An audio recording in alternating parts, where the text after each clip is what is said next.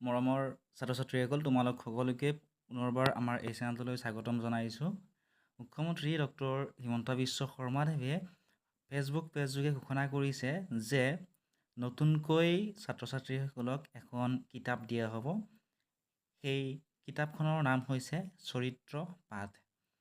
সেই কিতাপখন তৃতীয় আৰু ষষ্ঠ শ্ৰেণীত পঢ়া ছাত্ৰ ছাত্ৰীসকলক দিয়া হ'ব।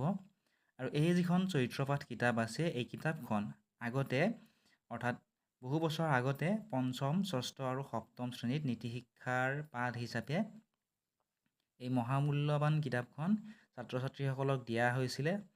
এই কিতাপখনত বহুকেইটা অধ্যায় আছিলে আগতে, যেনে নিজৰ প্ৰতি কৰ্তব্য, জীৱ জন্তু, গছ গছনি আৰু সাধাৰণতে প্ৰকৃতিৰ প্ৰতি থকা আমাৰ কৰ্তব্য, অৰ্থাৎ আমি জীৱ জন্তুবোৰক কেনেদৰে মৰম কৰিব লাগে, গছ গছনিবোৰ জীয়াই থাকিলেহে যে আমি জীয়াই থাকিম, এনেকুৱা ধৰণৰ বহুতো মূল্যৱান কথা এই কিতাপখনত আছে। তৃতীয় অধ্যায়ত আছিলে প্ৰতিবেশীৰ প্ৰতি কৰ্তব্য, আনৰ মনোভাৱৰ প্ৰতি সন্মান, আনৰ মতামতৰ প্ৰতি সন্মান। যিহেতু আজিকালি ছাত্ৰ ছাত্ৰীসকলে শিক্ষক হওক বা ডাঙৰক হওক বহুত বেছি সন্মান নকৰে, বা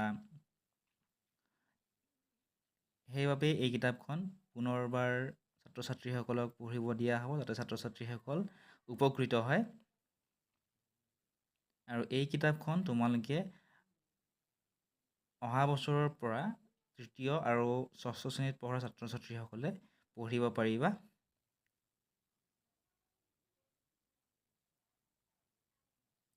এইখিনিয়ে আছিল আজিৰ এই ভিডিঅ'টিত। যদি এই ভিডিঅ'টি চাই ভাল পাইছা, ভিডিঅ'টি লাইক কৰি দিয়াৰ লগতে চেনেলটো ছাবস্ক্ৰাইব কৰি দিবলৈ নাপাহৰিবা।